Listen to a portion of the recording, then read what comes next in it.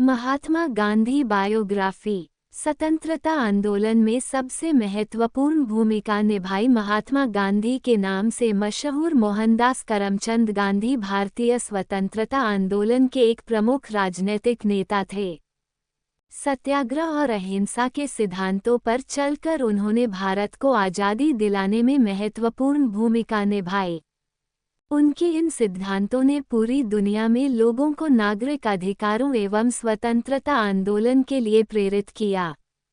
उन्हें भारत का राष्ट्रपिता भी कहा जाता है। सुभाष चंद्र बोस ने वर्ष 1944 में रंगून रेडियो से गांधी जी के नाम जारी प्रसारण में उन्हें राष्ट्रपिता कहकर संबोधित किया था। महात्मा गांधी समूचा मानव जाति के लिए मिसाल हैं। उन्होंने हर परिस्थिति में अहिंसा और सत्य का पालन किया और लोगों से भी इनका पालन करने के लिए कहा। उन्होंने अपना जीवन सदाचार में गुजारा। वो सदैव परंपरागत भारतीय पोशाक धोती व सूत से बनी शाल पहनते थे। सदैव शाकाहारी भोजन खाने वाले इस महापुरुष ने आत्मशुद्धि के लिए कई बार लंबे उपवास भी रखे।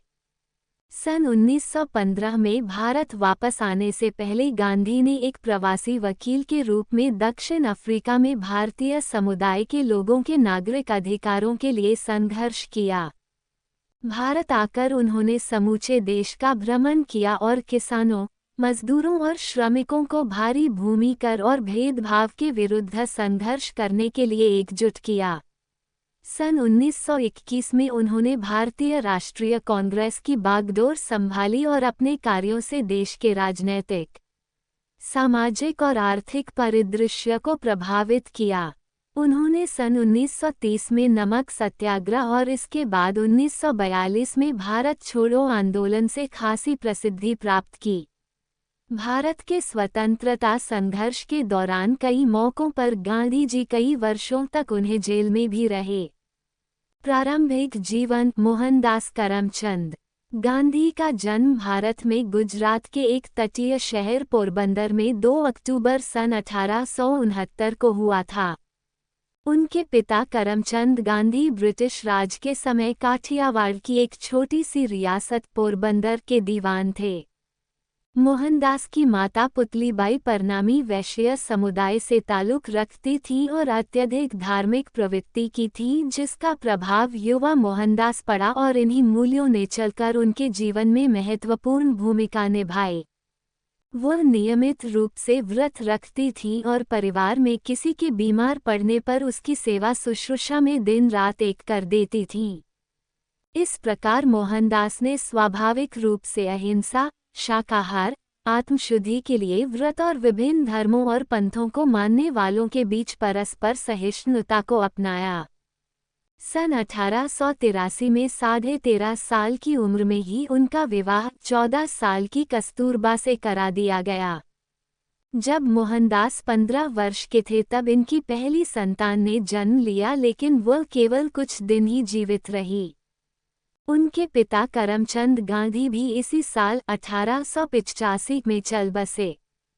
बाद में मोहनदास और कस्तूरबा के 4 संतान हुई। हरिलाल गांधी 1888, मनीलाल गांधी 1892, रामदास गांधी 1897 और देवदास गांधी 1900।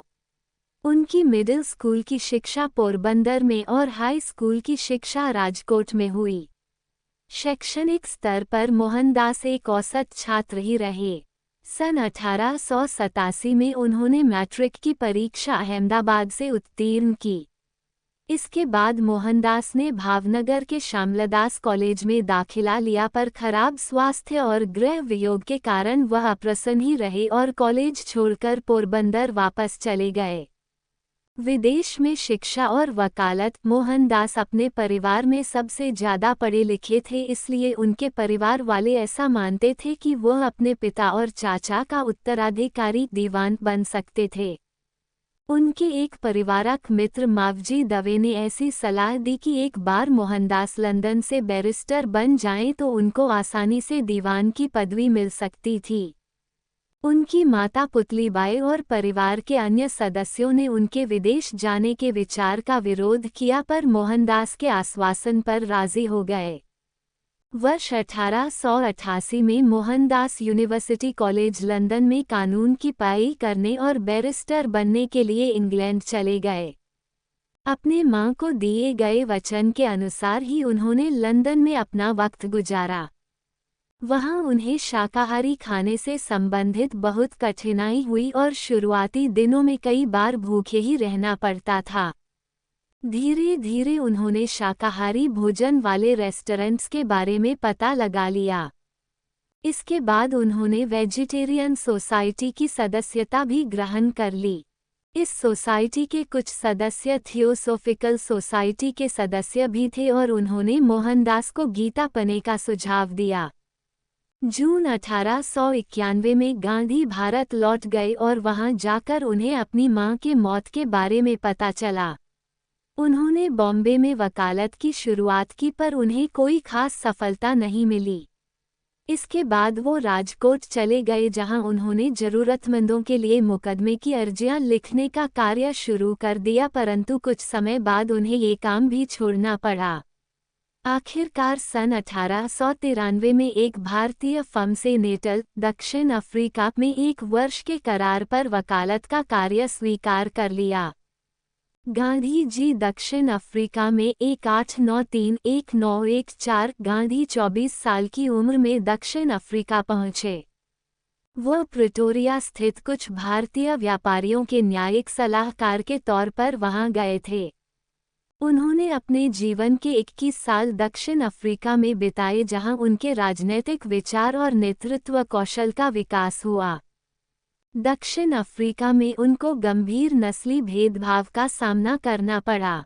एक बार ट्रेन में प्रथम श्रेणी कोच की वैध टिकट होने के बाद तीसरी श्रेणी के डिब्बे में जाने से इनकार करने के कारण उन्हें ट्रेन से बाहर फेंक दिया गया। ये सारी घटनाएं उनके के जीवन में महत्वपूर्ण मोड़ बन गईं और मौजूदा सामाजिक और राजनीतिक अन्याय के प्रति जागरूकता का कारण बनी। दक्षिण अफ्रीका में भारतीयों पर हो रहे अन्याय को देखते हुए उनके मन में ब्रिटिश साम्राज्य के अंतर्गत भारतीयों के सम्मान तथा स्वयं अपनी पहचान से संबंधित प्रश्न उठने लगे। दक्षिण अफ्रीका में गांधी जी ने भारतीयों को अपने राजनीतिक और सामाजिक अधिकारों के लिए संघर्ष करने के लिए प्रेरित किया। उन्होंने भारतीयों की नागरिकता संबंधित मुद्दे को भी दक्षिण अफ्रीकी सरकार के सामने उठाया और सन 1906 के जुलू युद्ध में भारतीयों को भर्ती करने के लिए ब्रिटिश अधिकारियों को सक्रिय रूप से प्रेरित किया। गांधी के अनुसार अपनी नागरिकता के दावों को कानूनी जामा पहनाने के लिए भारतीयों को ब्रिटिश युद्ध प्रयासों में सहयोग देना चाहिए। भारतीय स्वतंत्रता संग्राम का संघर्ष 1916-1945। वर्ष 1914 में गांधी दक्षिण अफ्रीका से भारत वापस लौट आए। इस समय तक गांधी एक राष्ट्रवादी नेता और संयोजक के रूप में प्रतिष्ठित हो चुके थे। वह उदारवादी कांग्रेस नेता गोपाल कृष्ण गोखले के कहने पर भारत आए थे और शुरुआती दौर में गांधी के विचार बहुत हद तक गोखले के विचारों से प्रभावित थे। प्रारंभ में गांधी ने देश के विभिन्न भागों का दौरा किया और राजनीतिक, आर्थिक और सामाजिक मुद्दों को समझने की कोशिश की। चंपारण और खेड़ा सत्याग्रह, बिहार के चंपारण और गुजरात के खेड़ा में हुए आंदोलनों ने गांधी को भारत में पहली राजनीतिक सफलता दिलाई। चंपारण में ब्रिटिश जमींदार किसानों को खाद्य फसलों की बजाय नील की खेती करने के लिए मजबूर करते थे और सस्ते मूल्य पर फसल खरीदते थे, जिससे किसानों की स्थिति बदतर होती जा रही थी। इस कारण वे अत्यधिक गरीबी से घिर गए।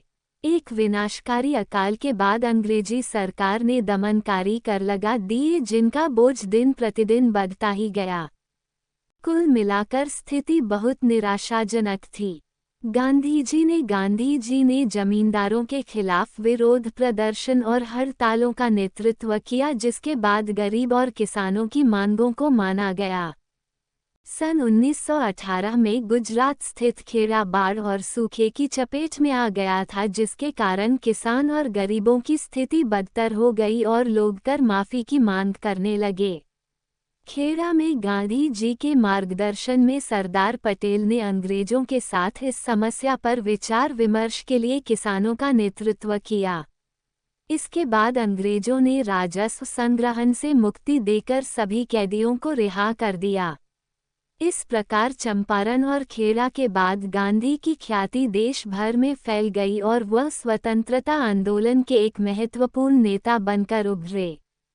खिलाफत आंदोलन कांग्रेस के अंदर और मुस्लिमों के बीच अपनी लोकप्रियता बढ़ाने का मौका गांधी जी को खिलाफत आंदोलन के जरिए मिला। खिलाफत एक विश्वव्यापी आंदोलन था जिसके द्वारा खलीफा के गिरते प्रभुत्व का विरोध सारी दुनिया के मुसलमानों द्वारा किया जा रहा था।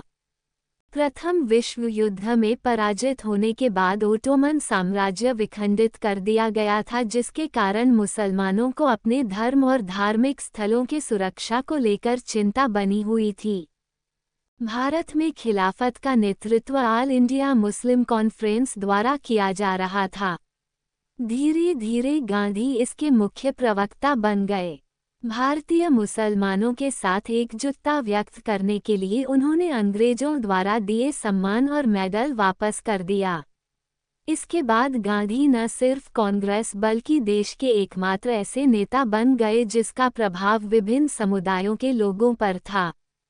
असहयोग आंदोलन। गांधी जी का मानना था कि भारत में अंग्रेजी हुकूमत भारतीयों के सहयोग से ही संभव हो पाई थी और अगर हम सब मिलकर अंग्रेजों के खिलाफ हर बात पर असहयोग करें तो आज़ादी संभव है।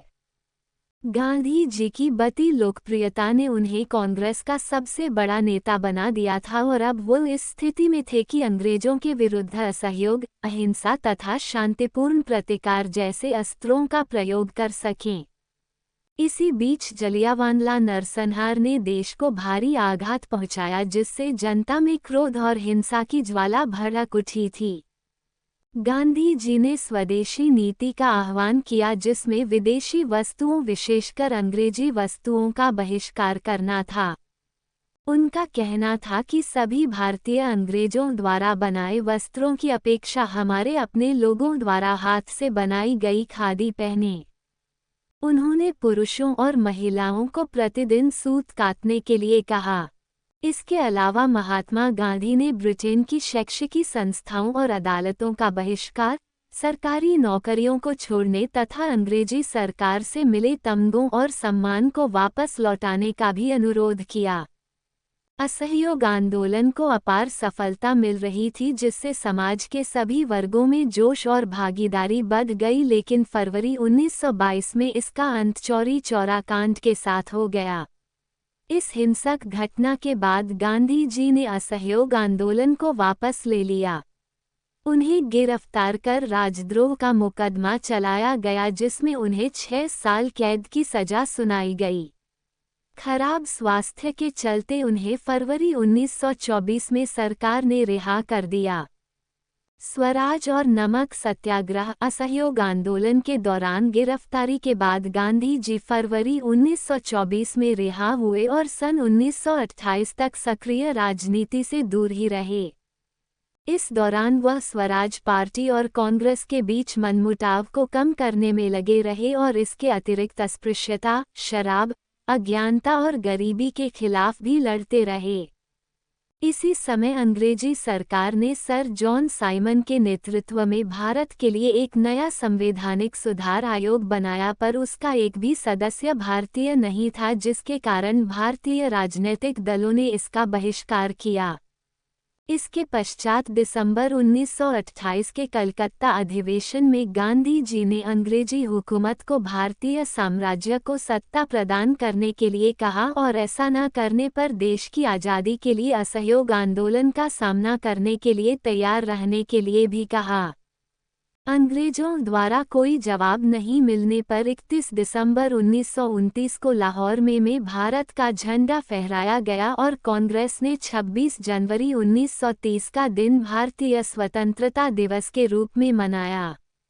इसके पश्चात गांधी जी ने सरकार द्वारा नमक पर कर लगाए जाने के विरोध में नमक सत्याग्रह चलाया, जिसके अंतर्गत उन्होंने 12 मार्च से 6 अप्रैल तक अहमदाबाद से दांडी, गुजरात तक लगभग 388 किलोमीटर की यात्रा की। इस यात्रा का उद्देश्य स्वयं नमक उत्पन्न करना था। इस यात्रा में हजारों की संख्या में भारतीयों ने भाग लिया और अंग्रेजी सरकार को विचलित करने में सफल रहे। इस दौरान सरकार ने लगभग 60,000 से अधिक लोगों को गिरफ्तार कर जेल भेजा। इसके बाद लॉर्ड इरविन के प्रतिनिधित्व वाली सरकार ने गांधी जी के साथ विचार विमर्श करने का निर्णय लिया, जिसके फलस्वरूप गांधी इरविन संधि पर मार्च 1931 में हस्ताक्षर हुए। गांधी इरविन संधि के तहत ब्रिटिश सरकार ने सभी राजनैतिक कैदियों को रिहा करने के लिए सहमति दे दी। इस समझौते के परिणामस्वरूप गांधी कांग्रेस के एकमात्र प्रतिनिधि के रूप में लंदन में आयोजित गोलमेज सम्मेलन में भाग लिया, परंतु ये सम्मेलन कांग्रेस और दूसरे राष्ट्रवादियों के लिए घोर निराशाजनक रहा। इसके बाद गांधी फिर से गिरफ्तार कर लिए गए और सरकार ने राष्ट्रवादी आंदोलन को कुचलने की कोशिश की। 1934 में गांधी ने कांग्रेस की सदस्यता से इस्तीफा दे दिया। उन्होंने राजनीतिक गतिविधियों के स्थान पर अब रचनात्मक कार्यक्रमों के माध्यम से सबसे निचले स्तर से राष्ट्र के निर्माण पर अपना ध्यान लगाया।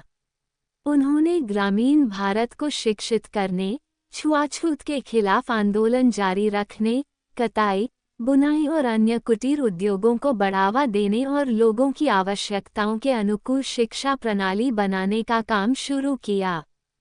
हरिजन आंदोलन, दलित नेता B.R. अम्बेडकर की कोशिशों के परिणामस्वरूप अंग्रेज सरकार ने अछूतों के लिए एक नए संविधान के अंतर्गत पृथक निर्वाचन मंजूर कर दिया था। येरवडा जेल में बंद गांधी जी ने इसके विरोध में सितंबर 1932 में 6 दिन का उपवास किया और सरकार को एक समान व्यवस्था पूना पैक्ट अपनाने पर मजबूर किया। अछूतों के जीवन को सुधारने के लिए गांधी जी द्वारा चलाए गए अभियान की यह शुरुआत थी। 8 मई 1933 को गांधी जी ने आत्मशुद्धि के लिए 21 दिन का उपवास किया और हरिजन आंदोलन को आगे बढ़ाने के लिए 1 वर्षीय अभियान की शुरुआत की। अम्बेडकर जैसे दलित नेता इस आंदोलन से प्रसन्न नहीं थे और गांधी जी द्वारा दलितों के लिए हरिजन शब्द का उपयोग करने की निंदा की। द्वितीय विश्व युद्ध और भारत छोड़ो आंदोलन। द्वितीय विश्व युद्ध के आरंभ में गांधी जी अंग्रेजों को अहिंसात्मक नैतिक सहयोग देने के पक्षधर थे, परंतु कांग्रेस के बहुत से नेता इस बात से नाखुश थे कि जनता के प्रतिनिधियों के परामर्श लिए बिना ही सरकार ने देश को युद्ध में झोंक दिया था। गांधी ने घोषणा की कि एक तरफ भारत को आज़ादी देने से इनकार किया जा रहा था और दूसरी तरफ लोकतांत्रिक शक्तियों की जीत के लिए भारत को युद्ध में शामिल किया जा रहा था। जैसे जैसे युद्ध बढ़ता गया, गांधी जी और कांग्रेस ने भारत छोड़ो आंदोलन की मांग को तीव्र कर दिया। भारत छोड़ो स्वतंत्रता आंदोलन के संघर्ष का सर्वाधिक शक्तिशाली आंदोलन बन गया, जिसमें व्यापक हिंसा और गिरफ्तारी हुई। इस संघर्ष में हजारों की संख्या में स्वतंत्रता सेनानी या तो मारे गए या घायल हो गए और हजारों गिरफ्तार भी कर लिए गए। गांधी जी ने ये स्पष्ट कर दिया था कि वह ब्रिटिश युद्ध प्रयासों को समर्थन तब तक नहीं देंगे जब तक भारत को तत्काल आज़ादी न दे दी जाए। उन्होंने ये भी कह दिया था कि व्यक्तिगत हिंसा के बावजूद यह आंदोलन बंद नहीं होगा। उनका मानना था कि देश में व्याप्त सरकारी अराजकता असली अराजकता से भी खतरनाक है। गांधी जी ने सभी कांग्रेसियों और भारतीयों को अहिंसा के साथ करो या मरो, डू और डाई के साथ अनुशासन बनाए रखने को कहा। जैसा कि सबको अनुमान था, अंग्रेजी सरकार ने गांधी जी और कांग्रेस कार्यकारिणी समिति के सभी सदस्यों को मुंबई में 9 अगस्त 1942 को गिरफ्तार कर लिया और गांधी जी को पुणे के आंगा खां महल ले जाया गया, जहां उन्हें 2 साल तक बंदी बनाकर रखा गया। इसी दौरान उनकी पत्नी कस्तूरबा गांधी का देहांत बाद 22 फरवरी 1944 को हो गया और कुछ समय बाद गांधी जी भी मलेरिया से पीड़ित हो गए। अंग्रेज उन्हें इस हालत में जेल में नहीं छोड़ सकते थे, इसलिए जरूरी उपचार के लिए 6 मई 1944 को उन्हें रिहा कर दिया गया। आशंक सफलता के बावजूद भारत छोड़ो आंदोलन ने भारत को संगठित कर दिया और द्वितीय विश्व युद्ध के अंत तक ब्रिटिश सरकार ने स्पष्ट संकेत दे दिया था कि जल्द ही सत्ता भारतीयों के हाथ सौंप दी जाएगी। गांधी जी ने भारत छोड़ो आंदोलन समाप्त कर दिया और सरकार ने लगभग 1 लाख राजनीतिक कैदियों को रिहा कर दिया। देश का विभाजन और आज़ादी, जैसा कि पहले कहा जा चुका है, द्वितीय विश्व युद्ध के समाप्त होते होते ब्रिटिश सरकार ने देश को आज़ाद करने का संकेत दे दिया था। भारत की आज़ादी के आंदोलन के साथ साथ जिन्ना के नेतृत्व में एक अलग मुसलमान बाहुल्य देश पाकिस्तान की भी मांग तीव्र हो गई थी और 40 के दशक में इन ताकतों ने एक अलग राष्ट्र पाकिस्तान की मांग को वास्तविकता में बदल दिया था।